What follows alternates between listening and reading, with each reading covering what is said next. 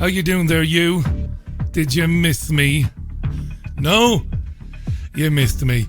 It's coming up for 12 minutes past 5 here in a very warm Salford in Greater Manchester.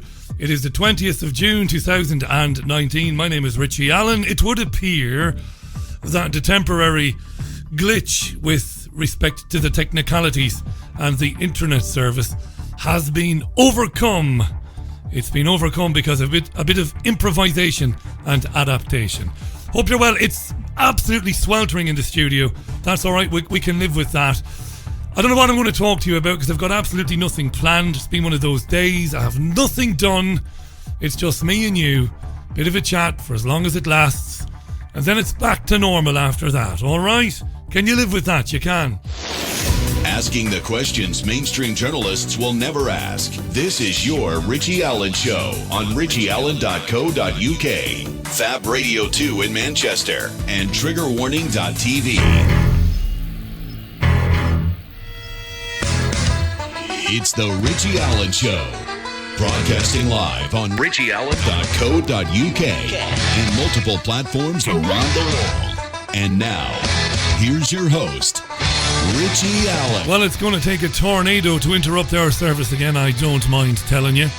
It's going to take a team of ginger ninjas clad in balaclavas, scaling the walls with submachine guns. That's what it's going to take to stop this show. We've battened down the hatches technically, and it's all good now. Famous last words. Right, there you are. Yeah, it's been one of those bizarre but yet funny days. Been driving around doing things and had a new internet service connected this morning, only to find in the afternoon the stream was still dropping out.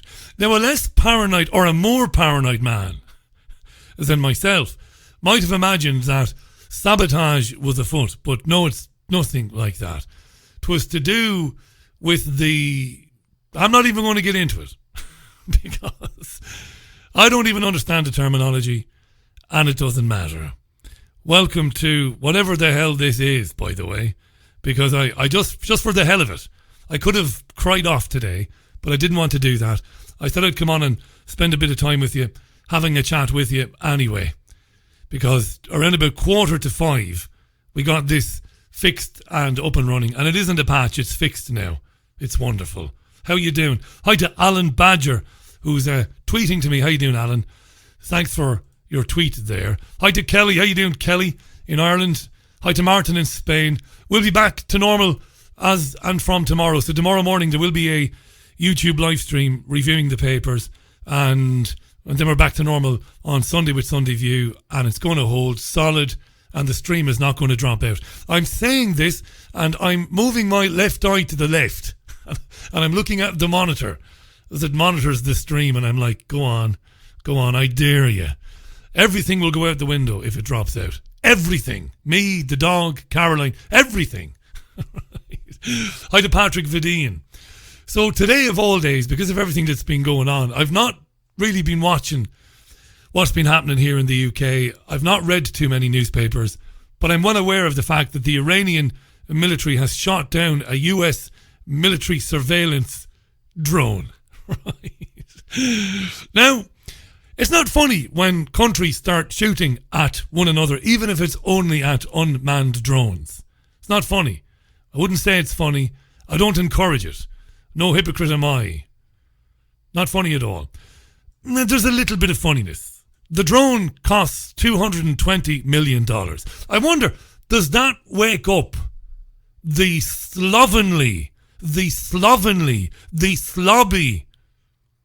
the unfit, the junk food eating, reality television watching American public? Do they wake up and go, what?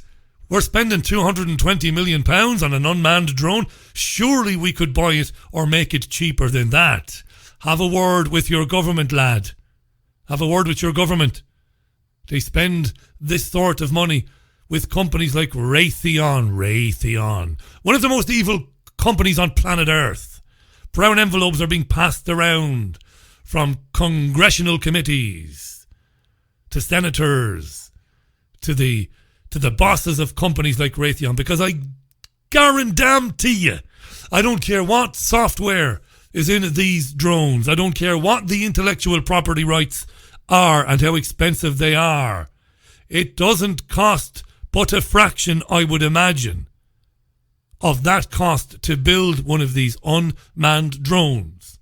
$220 million per unmanned drone, picked up by the taxpayer, of course. How could it cost that much?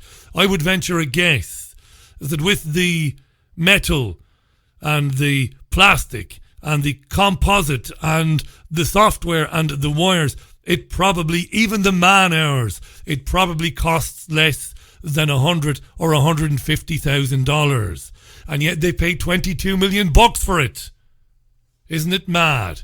Isn't it mad? So this unmanned military drone was flying over the Strait of Hormuz, and the Iranians got fed up and they blew it out of the sky. Now, what else is funny? If the cost of this thing is funny, what's even funnier is the US military official statement, which goes very simply: we utterly condemn we utterly condemn, you waiting for it, this unprovoked attack. What kind of fuckery is this? Unprovoked attack, says the US military. And not a blink from a journalist at the briefing. Not one went, are you fucking shitting me now? Are you shitting me? Unprovoked? Let's go back to 1953. Let's not go back to 1953 because, dear listener, you know all about Mohammad Mossadegh and the CIA BP coup to overthrow that leader of that secular country at the time, which was doing really well. It was lovely. We didn't have the Islamification of it that we do now. We didn't have the Islamist control of the government that we do now. And I'm not slapping down Iran or knocking Iran. I'm not. Iran hasn't been and isn't a threat and hasn't threatened and hasn't attacked or invaded any of its neighbours in centuries. The United States overthrew Mossadegh. It imposed the Shah on the Iranians. After the revolution, when the Shah was thrown out, the United States then gave every bit of hardware that it had spare to Saddam Hussein and asked Saddam to wipe Iran off the map. So it's wonderful to hear the US military spokesman or spokeswoman saying it was an unprovoked attack by the Iranians. How much more was the Iranian government going to take with the United States sending thousands of troops to the region? The strings, of course, being pulled from Tel Aviv. So that's the story today. It's worried a lot of people, and I understand that, and that's where the laughing stops. Because some learned folks that you and I both know, who've been on programs with me, are convinced that the next big conflict involving maybe multiple theatres and involving multiple states might very well kick off over Iran. And a lot of people are worried about that. But the caveat is, or maybe I shouldn't use the word caveat, the thing for me is the Iranians are a very well drilled, a very disciplined, and a very well stocked is a good word, army. Nobody is going to invade Iran and get to Tehran in a couple of months. It's not going to happen. And with everything that's gone down in Syria and elsewhere, I would imagine the neocon Zionist nutcases, the lunatics like John Bolton, who are desperate to start a massive conflict in and around Iran, those guys might want it, but more powerful men, equally as evil mind, but more powerful men are probably saying, well, hang on a second now. Right? We have been embarrassed in Syria. We've been exposed in Syria for what we are. Maybe airstrikes against Iran or escalating this is maybe not the right thing to do. So that's obviously in the news today. We're used to it, I think. We're well accustomed to it. But surely, any ordinary man or woman like me, I'm ordinary, but people who don't get their news from anywhere but the mainstream, so they get it from the mainstream. Surely today of all days, people are saying, did he really say that it was unprovoked? What are we even doing there? Didn't the dodgy-haired one promise when he was running for president that this would end?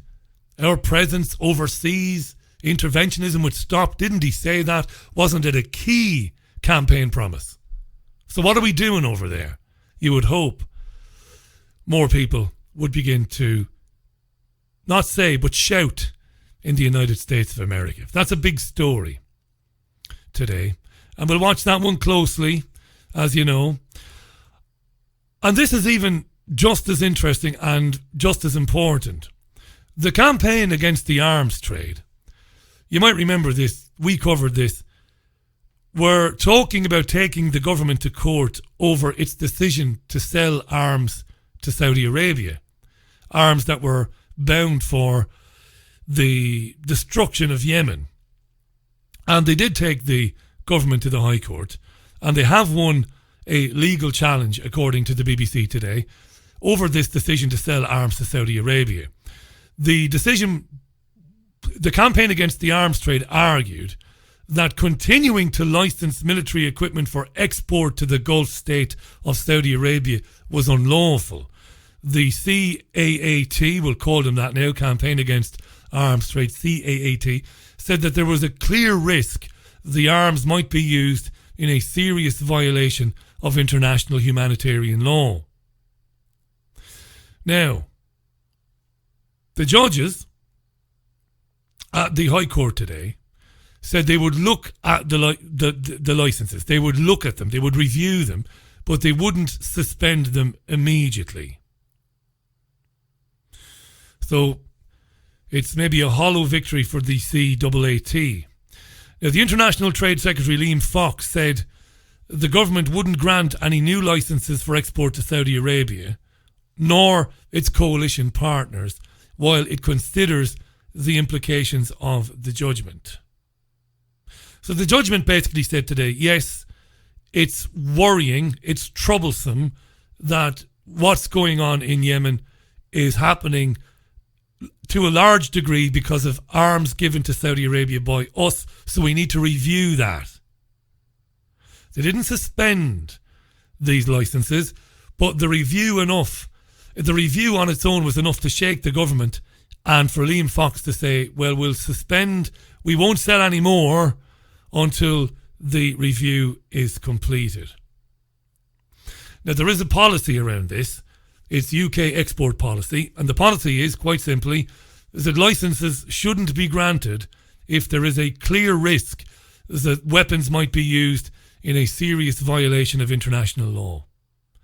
And that's on the BBC, Sky, everybody covering that this afternoon. Of course, what's going to happen at some stage is there may be some condemnation, there may be some judicial review, and there may be a publication of a review, and the review might find that it's unsound and unsafe to give these weapons to Saudi Arabia.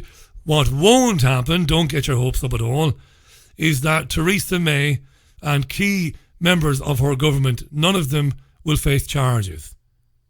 Despite knowing that genocide is going on in Yemen, despite knowing what the Saudis are going to do with the weapons, May continue to sell them to the Saudi government. But she's not going to be visiting The Hague anytime soon. So don't get your hopes up at all there. 26 and a half minutes it is past the hour. Patricia tweets, unprovoked, the powers that be in the US have been working towards an altercation with Iran for a long time. Provoked or encouraged by Israel, says Patricia. Indeed they are. It's exactly what's going on. We know this. Israel has been flagrantly lying repeatedly about Iran's design on or determination to build a nuclear weapon, offering absolutely no proof whatsoever that this is the case. It was Israel that persuaded the useless puppet Donald Trump to pull out of the Iranian nuclear deal, which we've come to abbreviate it as the Iranian nuclear deal. It was Israel behind that. There was nothing to gain by pulling out of that deal with Iran and then reimposing sanctions on Iran. Nothing to gain. Nothing for Europe to gain. Nothing for the United States to gain. But Trump is a puppet. And Trump's handler is his son-in-law, of course. That's what's happening. And he says, don't the Iranians know that all airspace belongs to the USA? And he winks. Murray says, when are you back, Richie? I'm here now, Murray. Hi to Quebec, who's streaming working. Oh no, the streaming is working. Yes, indeed it is. That's right. We're back. We're up and running. And all fingers crossed that it stays healthy. I'm assured that the problem with it was a software problem on the actual stream server itself, as well as we were having problems with the previous internet provider anyway, because our download and upload speeds were disappearing intermittently. But got a brand new supplier now. I probably don't need to tell you who it is, but it's the fastest broadband in England. And the software has all been updated. New software is in there. We're rocking and rolling. Tell you what I'm going to do now, because I didn't prepare a show today. I've come on air with nothing, just me. And I want to grab one or two bits of news. And we'll try and go to the top of the hour. Why not? We'll do that, all right? Anyway, it's great to be back with you. This is your Richie Allen Show. Of course, there's nothing like it. Broadcasting live on Fab Radio 2 in Manchester, richieallen.co.uk. We're on TuneIn Radio as well. And we are, of course, on triggerwarning.tv. This is beautiful. This is the Lighthouse Family and a tune called Ocean Drive. The sun has got his hat on. Welcome to the programme. 2 degrees in Salford, Greater Manchester on the Richie Allen Show. 28 minutes to the top of the hour. Thank God we're back, eh? Wonderful Lighthouse Family, Ocean Drive. Did you see this on Breitbart? I know. Listen, don't start with me. I'll come round there and I'll knock the piss out of you. Don't start. I know what Breitbart is. I'm well aware of it. I know what you were going to say. Anyway, I like Breitbart today because it's covered an article that nobody else has covered. It's covered an article. It's covered a story in an article that nobody else has covered. What are you waiting for, Richie? I'll tell you in a minute. I want you to get over your Breitbart hissy fit there. All right? I'll read what I want to read. In fact, I was sent this particular story. And do you remember, dear listener, you and I had a chat about Extinction Rebellion and little Greta Thunberg, little Heidi herself, little Greta. And we talked, when all of that was kicking off in London, about the things that would happen to us in our lives, in our lifetime, if these climate hoax lunatics got their way. If they got their way. Remember we talked about the things, you won't be allowed to eat this, you won't be able to eat that, you won't be able to eat this, not that, you won't be able to drive here, we'll take your cars off you, no diesel cars, the meat in your fridge will be monitored by your smart fridge, no more travelling for you, no more aeroplanes.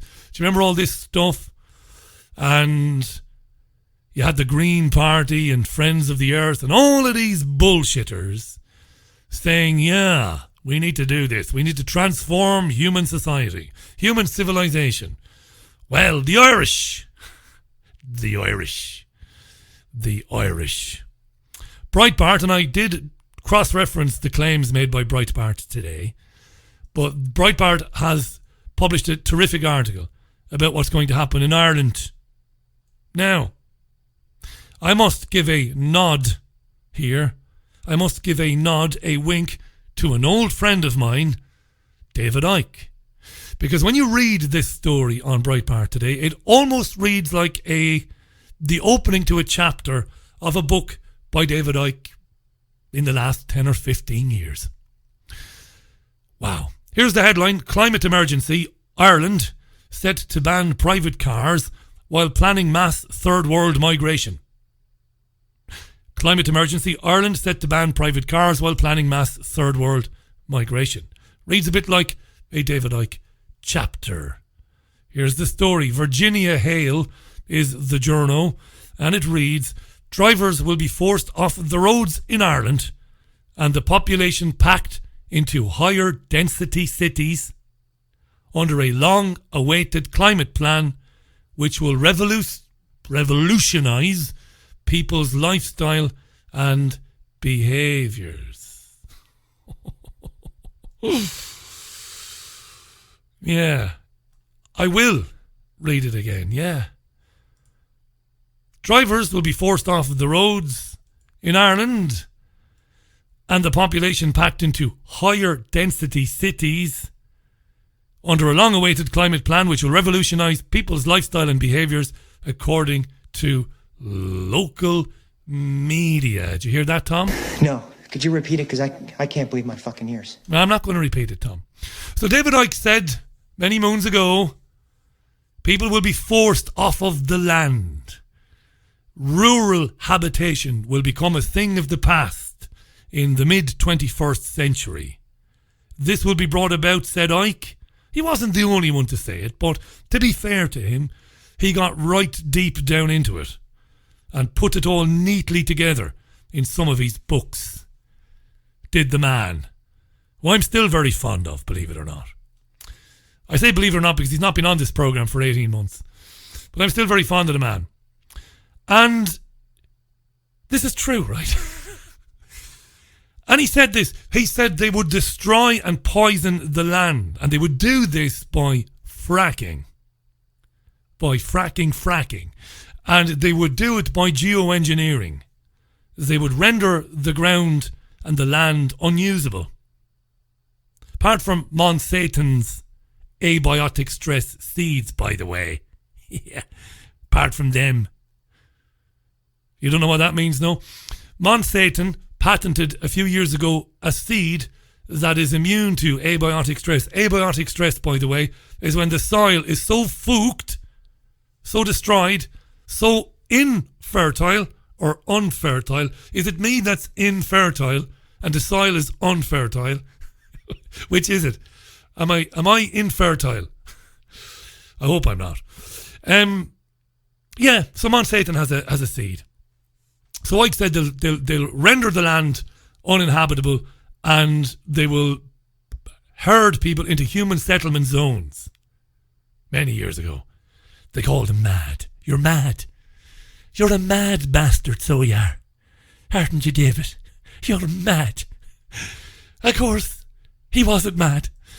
And this is true. So Leo Varadkar, the Indian man that is currently Ireland's Taoiseach. I say that for the laugh. I couldn't care less where he's from or where his parents are from, but it makes me laugh. Anyway, he wants to outdo Theresa May because May, of course, and the UK government wants to reduce the emissions of carbon in this country to zero by 2050. And Leo Varadkar has said, well, I'll tell you what, Theresa love, I'll see your lunacy and I will raise it. He wants to ban the ownership of private cars. It'll come to violence. Is that what you're saying to me? Because I had an email from somebody the other day who said it's going to come to violence, Richie. Well, if it comes to violence, it's all over. Violence is not the answer. I can understand how when people hear this, that it drives them to anger and depression and despair, and it drives them to hatred. Listen to what Obi-Wan Kenobi told Luke Skywalker. I'm not saying this for a laugh. It's one of the great metaphors. It's one of the great analogies in television or cinema history. You have to release that hatred. They want you to hate them because these policies are designed to make you hate, to fill you with bile and anger and hopelessness so that we'll turn on one another because we don't think we can do anything about what it is they are doing. So we turn on one another. We kill one another. We hate one another. That brown fella over there, it's his fault, that fucker. It's him, it's the Jew. It's the black guy. And that's what we do. This is tyrannical. There might have been a time in human history when he would have been arrested for suggesting this stuff for Varadkar. Arrested. So they unveiled this on Tuesday. I wasn't with you yesterday. 180 measures to decarbonise the Irish economy, making private car ownership prohibitively expensive, banning petrol and diesel cars by 2030, and carbon tax will be increased from €20 a tonne to at least 80. Of course, the Irish government is nothing but a puppet of Brussels. Ireland is a vassal state of the European Union. It hasn't been independent since it joined the European Economic Area. So you can give Leo Varadkar a pass. So if you see him in the street, abuse him. Shout at him by all means. Don't threaten him. But remember, he's a puppet of Brussels, where all this comes from. And if you want to learn about how they're rolling all this stuff out, Piers Corbyn and Mark Windows and Sandy Adams are three geniuses. And their presentations on how this is being rolled out at a local level, which again is part of pulling the veil over your eyes. It's all done on a local level. It's lovely. Partnerships, private-public partnerships, local level, initiatives, wonderful. All for rejuvenation of the area. Lovely, lovely. All sounds great, but of course it's not. It's being rolled out from way on high and made to look like it is a local thing. No travel. Banning private ownership of cars. Getting people to move into higher density cities. It is all unfolding. And something else Ike said to me many a night when we were in the pub having a beer, many a night. He said to me, as this continues, it becomes increasingly apparent to people who maybe would never have seen it before, because as they progress, it becomes impossible for them to hide it. So you're praying, as a content creator here in Salford and Greater Manchester, you're praying that more and more people who would have said, the Richie Allen Show is useless, that baldy Irish bastard is full of shit, all he does is talk about horrible things, and it's all conspiracy theory, and there's no evidence to support any of this. You're hoping that now when they hear the words of Varadkar and Theresa May and these environmental goons who took over London for a couple of weeks back last month or the month before, maybe more and more people will now go, this is madness. This is like some futuristic science fiction film, when they told us that societies would be totalitarian and people would be very restricted in terms of what they could do and what they could say. So Breitbart, yes, not my regular reading, but I have said to you before, and I do mean it, read as much of that which you don't have a lot in common with. Read as much of that as you do read the newspapers that you like. Because I guarantee you, reading things that you don't like or that you don't have a agreement with, or that you don't find common ground with, you'll learn a lot from them. Because these are good people too. Not all of them. I mean, the forces behind Breitbart are dangerous, deadly forces, but no more dangerous than the forces behind the Times of London or the Irish Times or the Irish Independent. But a lot of the people working for these organisations are doing their best. John Byrne is tweeting me. John Byrne, how you doing? That was yesterday's Irish Daily Mail headline, Richie, or this is yesterday's Irish Daily Mail headline. Banned, how cars and central heating is to be banned. That's right. They've also suggested that people have to live in the winter in a controlled 19 degrees Celsius temperature in order not to be burning so much gas because of the carbon that releases as well. They're talking about insulating every house in the country. We'll insulate everything and we'll make it nice and cosy so you don't have to have the radiators turned up. People approaching their senior years will be terrified by this. Madness. I'm 44. I used to be like a furnace. My body was like a furnace. I used to sleep with very little on me, even in the coldest nights, because I was made hardy like that. Kind of hardy like. But sometimes these days, sometimes I feel the old chill getting into the bones. Can you imagine being in your 80s and hearing this? You can't have the heat turned up too much there. And by the way, there's nothing you can do about it. Nothing. Because we'll have you hook, line and sinker when your whole house is controllable externally by us. Because it'll all be connected up to the Internet of Things. You see? And all we'll have to do then is, well, press a couple of buttons and turn your heating down. And you won't be able to do anything about it. Jean Ann is listening in there in Cleggan. Good evening, my friend. Richie, having just been absorbing the lunacy that is our country now. She's just been absorbing it. She's been reading it today herself. Ike was right, says Jean Ann. We all know it now. Carbon neutral is basically death. With absolutely no understanding of the new world order, the Irish Taoiseach is an EU pleaser by definition. And nary a word to question this shite in our so-called media here. I'm approaching my senior year, says Jean Ann. Doe, it's a death tax. It's a death cult. It is a death agenda. And it's what it's meant to be. If I had any time to plan this programme today, but I had none. I came on blinded 10 to 5 today. I'd have gotten some comment on this for you. From Ireland. It is... Well, it's there, isn't it? It's almost ridiculous. It's almost silly to say, oh, it's really scary. Because it's almost like saying, well, we didn't believe it. So when the David Icke books were saying this, and when Jim Marrs and other people were talking about this, did we not believe them? Did we read it and go, well, you've made a good argument there as to how it could progress down this road, but did we not want to believe it now? Is this why we're so shocked when we see this stuff unveiled and announced, you know? It is 13 minutes to the top of the hour. Time for more music, I said. From a sweltering Salford, this is the Richie Allen Show and Steve Earle. Plenty more comments there on Twitter. I'll get to your comments in about 3 minutes' time. Thanks for joining me this afternoon. Great to be with you. Steve Earle on the Richie Allen Show, Europe's most listened to independent radio show by a country mile. What a tune that is. Right, let's move on. A few tweets have come in there. Kelly said her boyfriend's road taxes doubled this year and his insurance went from €500 to €750. No points on his licence. No claims made in 9 years. Blood will be spilled, says Kelly.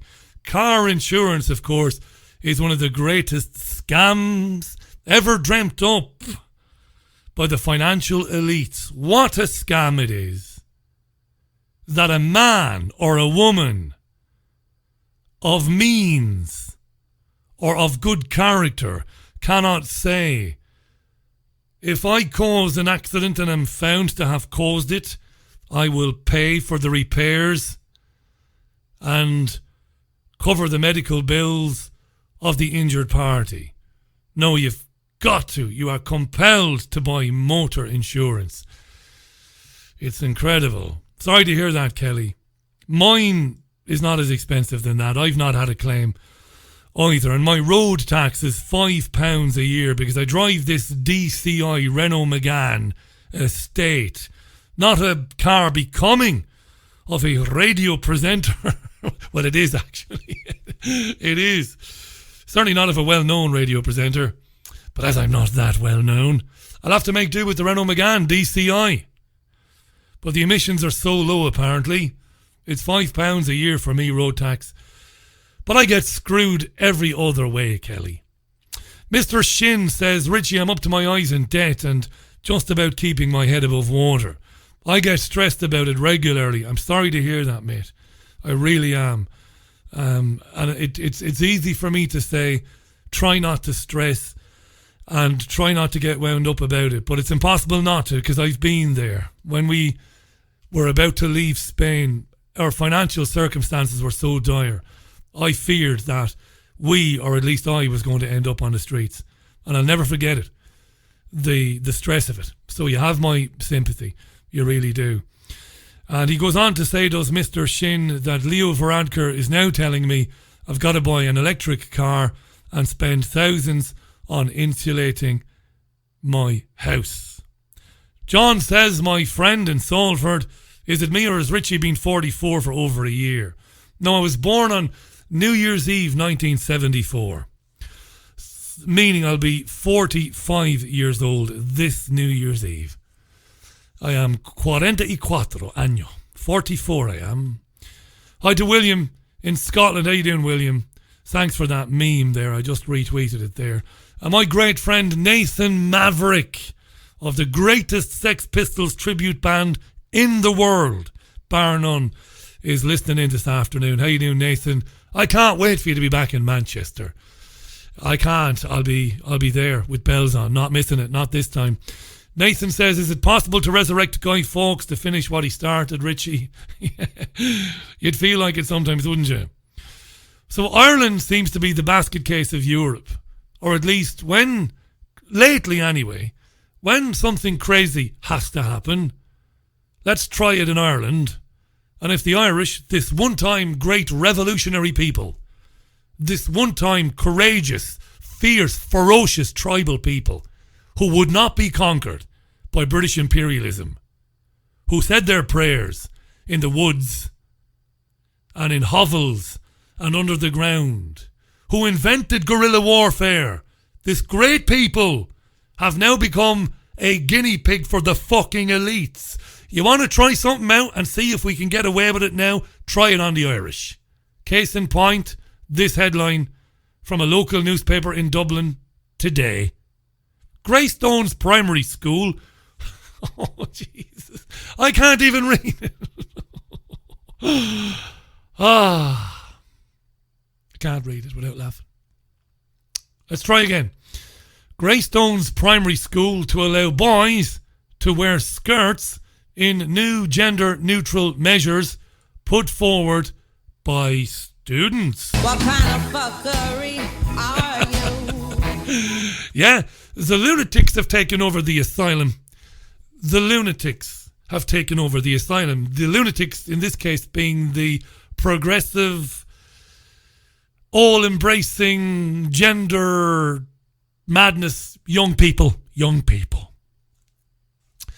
The school children in Greystones went around with their notepads and their pencils, and they asked all the classes in the school if you thought it was a good idea that we went gender neutral. They came back to the faculty, and the faculty decided to listen to the students. The faculty said, yes, if the boys want to wear skirts, they can. No big deal about it. So children can now dress in line with the gender they identify as. The school says, we hope that everybody will feel welcome and accepted. St. Bridget's National School in Greystones. St. Bridget's, huh? Jesus would be turning over in his grave. Judas would be turning over in his grave. The principal, Moira Costello. We say Costello in Ireland, by the way. They say Costello in England, like they say Moran in England instead of Moran, because they're Philistines over here. Philistines. I pretend to like them. I smile at them, the English. And I pretend to be integrated. But I don't like them. I better disown that, because there are people who listen to shows like this, they believe everything. I don't mean that. I jest, of course. I love my English brethren and sistren. So Myra Costello says, yeah, Jake over there, Paul, Padraig, August Hall, you want to wear a skirt? No, you wear a skirt, boy. You go, boy. Or you go, gender neutral kid, whatever you think you are today or yesterday or whatever. The reaction has been very positive now, said Principal Costello, and it's great, and the student council, they did great work on it. I'm very proud of them. They did their research and they surveyed pupils and they made a case to the board, who were fully behind them. And we'll be taking the gender signs off the toilet doors now, so we will. Christ. Yeah. You worry that you come off sounding like some right-wing, totally intolerant bigot. You know? And of course I'm the furthest thing from that. We'll take the gender signs off the toilet doors now. Fantastic. It is 2 minutes to the top of the hour. In a couple of minutes, we will find out who are the two men standing in the Conservative Party leadership race. You've got to take down the gender signs off the toilet doors now, Mossy. Mossy is the caretaker there. Unbelievable. Ireland is the guinea pig. If the courageous, vicious, revolutionary, indomitable Irish, even Hitler wouldn't have a go at Ireland. Honest to God. Read up on it. Learn your history. Hitler wouldn't get involved. They wouldn't get involved. The Third Reich. They said the Irish will never conquer Ireland. They were going to come around the back of Ireland, you see. That was the plan. They were going to come around the back, under the bottom and then around the back, up the sides and take over Ireland and use Ireland as a staging post. And Hitler's most senior military advisor said, they're a shower of mad bastards, you know that? Doesn't matter what tanks you have, what airplanes, you will not beat them. And I'm proud of that, you know. I'm not saying now that I'm some revolutionary hero or anything like it. I'm not, but I'm no coward either. As my friends and colleagues will have become aware of in the last couple of weeks, as people have been threatening me and my family because I said I was sick to death of hearing about the Holocaust. What happened to us, says Jean Ann Crowley. Sigmund Freud opined psychiatry was wasted on the Irish. He did. He said the Irish are impervious to psychoanalysis. You know, we were great once, we were. But a lot of things happened to us over the years. Many of us were driven from our country because there wasn't anything for us to do, because we couldn't earn a crust on the old sod. We couldn't. So we had to leave. And I'm not saying the best of us left at all. I think the best of us are still there. But they're dwindling in numbers now. Whole villages on the west of Ireland, young people gone. Even still going. Even though Australia doesn't want them anymore. Even though America doesn't want them anymore. Great people. Fierce people. Loyal people. Honest people. People who die for you if you are nice to them. That's the Irish, you see. That's what I understand to be Irish.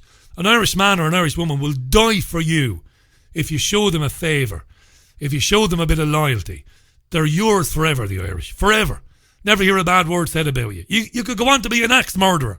You could take out 17 people in a 3-year period going up and down the length of Britain and bury the corpses.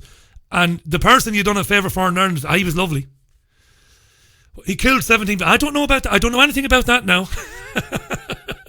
I don't know anything about that now. He's lovely. Fierce people. And now we capitulate now, the Irish. Collectively. We don't want to know about it. And maybe it's not that we capitulate because there isn't a cowardly bone on the island of Ireland. And that includes the north, which is rightfully ours. There isn't a cowardly bone there. There isn't. But you know what we've done? We've just gotten fed up with it and we've just turned to the old Guinness and to the old Jameson and we just don't want to know. And I know a lot of Irish people whom, when they hear about geoengineering, when they hear about fracking and stuff like that and other things we talk about, they say, will you go out of that now? Go out of that now with your conspiracy nonsense, Richie. And I don't think they don't believe it. I just think they are tired because Ireland has been destroyed in the last 4 decades and people are tired. That's what I think. No lack of courage. They're just tired and fed up and don't want to contemplate the reality. Is my opinion. I've never spoken so much about Ireland before. Or my country, which I haven't set foot in since 2003. Would you believe it? 3 minutes past 6 it is now. 16 years since I set foot in my island.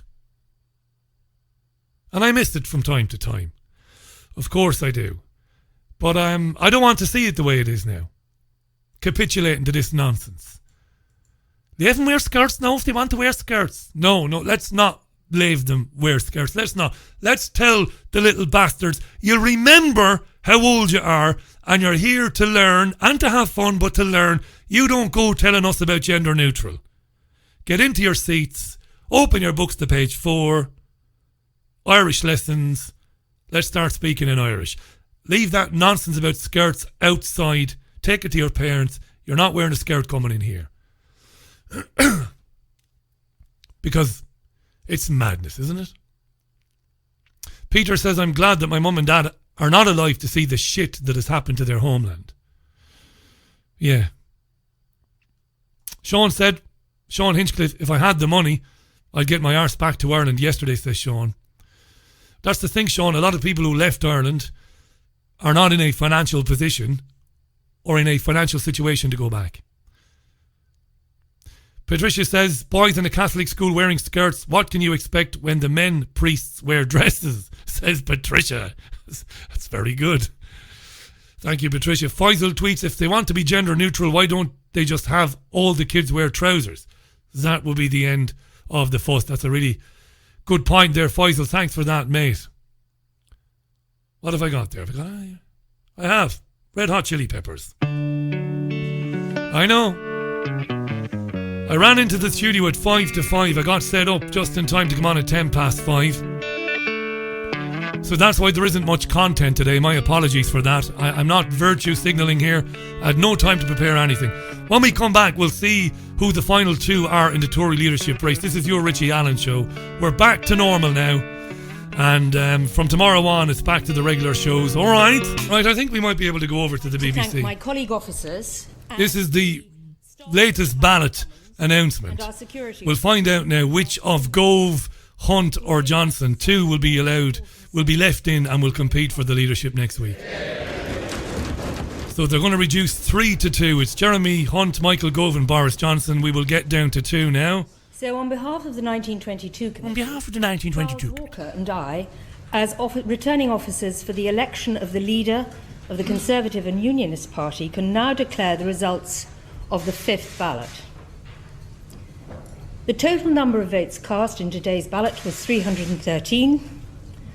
The total number of ballot papers rejected was 1. The total number of votes given to each candidate were as follows. Michael Gove, 75. Jeremy Hunt, 77. Wow. So it's Hunt and Boris Johnson, then Gove is eliminated. 160. We therefore declare that Jeremy Hunt and Boris Johnson are going forward to a vote of the qualifying membership of the Conservative and Unionist Party. Thank you very much. That was Dame Cheryl Gillen. She's an MP and is the joint chair of the 1922 committee. Dame Cheryl Gillen, and she just announced, you heard it there, 75 votes for Gove, 77 for Jeremy Hunt, and Boris Johnson got the rest. So the final 2 in the Conservative Party leadership contest are Boris Johnson, he got 160, and Jeremy Hunt with 77. So your next Prime Minister will be either Johnson or Jeremy Hunt. And they go and do hustings now, and there will be a live leadership debate live on Sky News early next week, hosted by the Ginger Ninja herself. That would be Kay Burley. So she will host a debate between the two of them. You would imagine that because Jeremy Hunt is a Remainer, Boris Johnson would have to... Skeletons would have to tumble out of Boris Johnson's closet so bad now that it's... outside of that, I should say, outside of the emergence of some scandal from Boris Johnson's past, he's nailed on to win this Conservative Party leadership contest. So there you go. Thanks for the tweets coming in, by the way. I'm going to stay with you for another 5 or 10 minutes, and then I'm going to do one. And what that means is I'm going to love you and leave you till tomorrow morning. It's been a mad day. Jean came back to me and said, we are loyal, the Irish, but what we be dealing with now is beyond endurance. And the real people are suffering. I can attest to that, says Jean Ann. The amount of food poverty is unreal. The homelessness, the actual hunger. 3 nights a week, there's a massive crowd around the central bank, desperate for a bit of grub, and it is never reported in the mainstream media, says Jean Ann. Yeah, isn't that... And you'll find there are many people now going to food banks who are actually working. And I've said this before, and I've bumped into 1 or 2 people online and offline who have worked as volunteers in food banks. And they say rent poverty is probably rent poverty is probably the wrong phrase. But the vast majority of people are paying more than half of their income, some of them paying 2/3 of their income in rent a month, meaning that's in rent. So when they pay their council tax, when they put some money towards their gas and electric and water bills, there's little or nothing left. And nearly everybody gets paid monthly. I got laughed off the radio years ago when I first started to think about these issues. And when I first started speaking to Jordan and Jim and David, the 3 amigos as I knew them then, and I began to think deeper about these issues, I began to think that paying people monthly by credit transfer, paying people monthly was a way to keep people in perennial struggle, in a state of flux, never going anywhere, always chasing their tail. And I asked the gentleman who remembered getting paid weekly, when getting paid weekly was the done thing, when every company, every factory had a wage department, had a salary department, human resources, or they had their own wage department. I worked as a tour guide at Waterford Crystal many years ago when Waterford Crystal was still going, and we got paid weekly. And when people got paid weekly, am I talking through my rectum when I say that when they got paid weekly they were able to manage that bit better? Or maybe I am talking through my rectum, because obviously as monthly pay came in, it also coincided with higher taxation and less value for the pound, or value for the euro, or value for the punt, as it was in Ireland. But I used to think that the monthly pay made it more difficult for people and led to people borrowing. And when the elites and the financial elites saw people borrowing from their family members, because all of a sudden they were getting paid monthly, Christ, I get to the end of week 2 or the beginning of week 3 and I'm struggling, we would then go and borrow from our brothers and sisters, or mum and dad if you were lucky enough. And of course the financial elite saw this and they went, ching ching, let's introduce payday lenders. Payday lenders who will loan to you at interest rates around 1,000%. The people that Jesus apparently drove from the temple. Apparently the only time that Jesus lost his temper was when he saw miserly moneylenders parasiting off of people. Jesus went mad, didn't he? As the story goes, smashed up the place and put the run on them. What do you think of that? The old monthly pay. Getting paid weekly was brilliant, wasn't it? Am I right? Or am I talking through my backside? John Stott tweets, it is Murdoch versus Murdoch in the final of the Tory leadership contest. You have got that right, my friend. Faisal says whichever candidate wins, it will be a total Jeremy Hunt. That's right. This is well.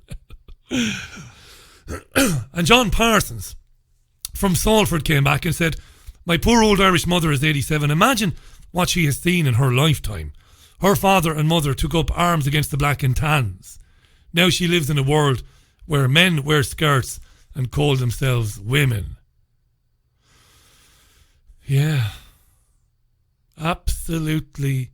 If we find it difficult to comprehend, imagine our more learned friends and neighbours, the wise ones in their twilight years. Imagine what they think of it.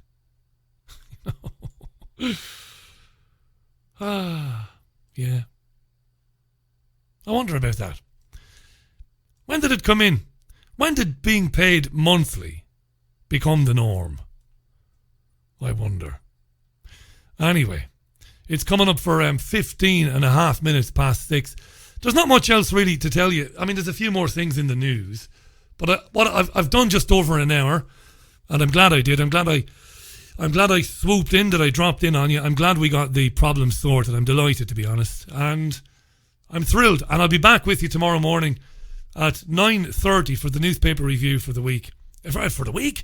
For Friday. We'll look at Friday's newspapers tomorrow, and then Sunday View on Sunday at 11 a.m, and then the Richie Allen Show live on Monday at 5 o'clock. And Eric Gajewski will be among the guests next week on the Richie Allen Show. I think Eric might be booked in for Monday. Got the diary somewhere to hand, so I'll have a look at that. But I've got some really good guests lined up for next week as well. So, that I think that's the end of our technical difficulties, I think. So I've got some Marshall Tucker Band lined up to ease us out the door today. And it's the song called Can't You See? All right. And thanks for joining me. Enjoy that now. So I did. We'll be back at 9:30 on YouTube. Remember, it's youtube.com/Richie Allen Show. That's where you'll find me on YouTube. youtube.com/Richie Allen Show. 9:30 tomorrow morning. Until then, Slán Lat. Or Slán Tomil even.